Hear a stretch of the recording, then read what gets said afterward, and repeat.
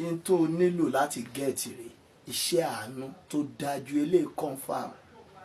tó bá ti rí ẹyin ẹni ẹyin wọn rè nígbà tó fẹ́ dín ẹyin yẹ ẹyin ẹyọ kan tó bá ti ní ẹyin ẹyọ kan ní tí wàá ṣe rè ọ̀rá ṣe kí ni iyọ̀ iṣẹ́ ẹ̀ confam o iṣẹ́ wà o àṣírí Olúwa ń bẹ pẹ̀lú àwọn tó bẹ̀rù rẹ̀ òun rè ẹ̀yin ọmọ Ọlọ́run lẹ níṣẹ́ ẹ̀yin tẹ́ ẹ nígbàgbọ́ nínú ètò wòlíì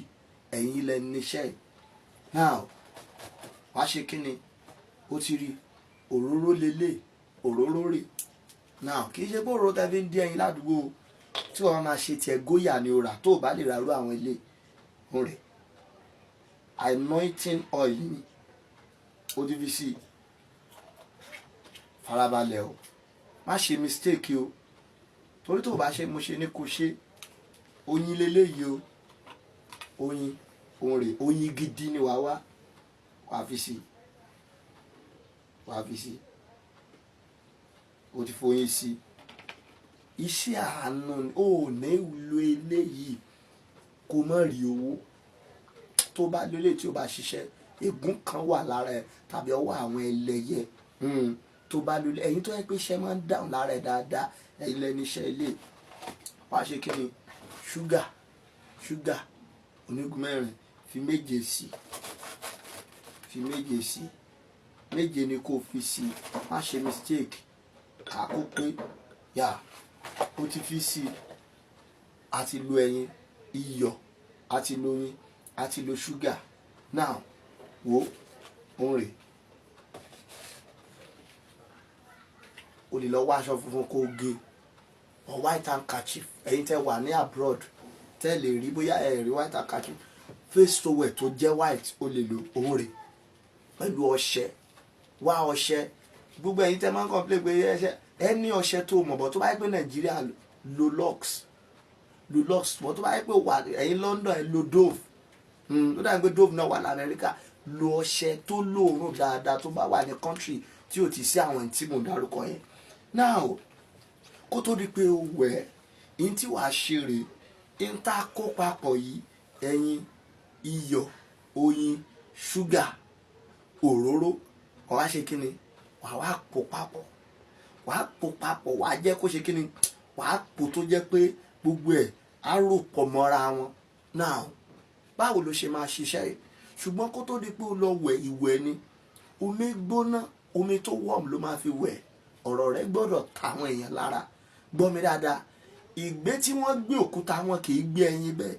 wàá gbàdúrà Olúwa jẹ́ kán fowó kẹ́mi wọ́n máa ń kẹ́yìn gẹ́gẹ́ ni wọn kì í fẹ́ kẹ́yìn ó jábọ́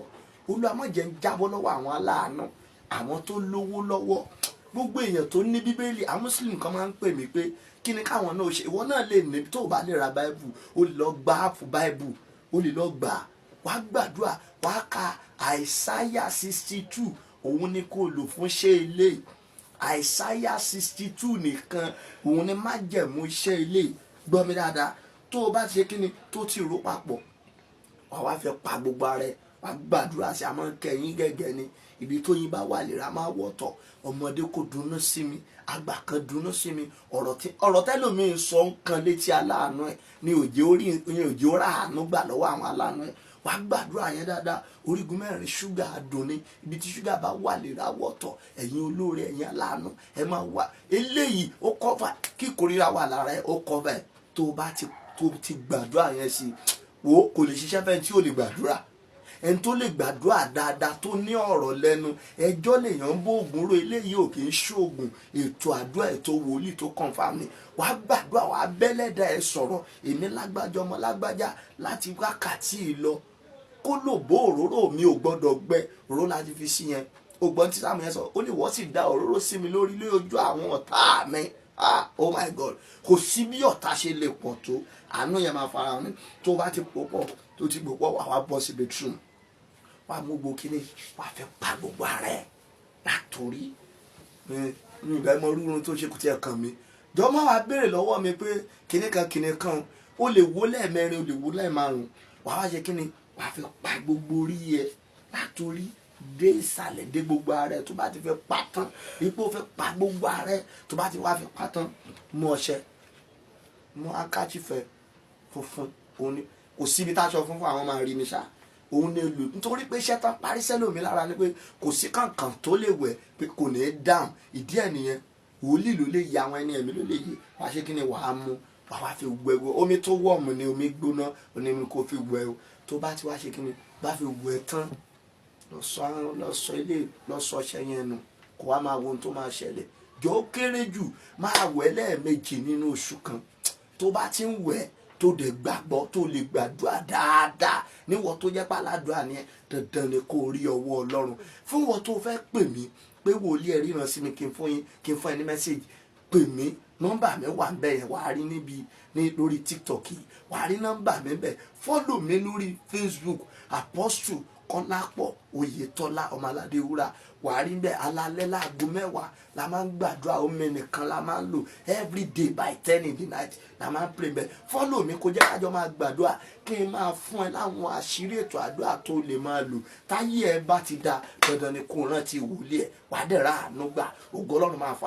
farabalẹ̀ wo fídíò yìí o má pè mí láti béèrè nǹkan kan lórí ẹ̀ ìyìn tèmi ń retí kó pè mí sí ni pé wòlíì ẹ fún mi láká nọ́mbà yín kí n fowó síbẹ̀ wòlíì mo fẹ́ gbóhùn Olúwa ẹ ríran sí mi mo fẹ́ gba mẹ́sẹ̀gì ìyìn tèmi fẹ́ kó pè mí fún yẹn ṣùgbọ́n lórí iṣẹ́ yìí farabalẹ̀ wò dáadáa yóò sì dára fún ẹ orúkọ tèmi tó ń wò ní Prophet Dr. Oyètọ́lá Ọmọládé Wúrà confam níṣẹ́ eléyìí o ìjó téèyàn bá máa jó níta tó máa gbá yìí wà á ti kọ́kọ́ jó nínú ilé náà yóò sì dára fún ẹ ẹnìkan nírú ẹyin wo ni mo lè lù ẹni ẹyin ni kò lù ẹni tí ń kọ́ lọ ẹyin torí ìsìn wà lọ́ máa wọ ẹyin ìbílẹ̀ káàkiri wà á dẹ̀ ra àánú gbà Jésù Olúwa wa.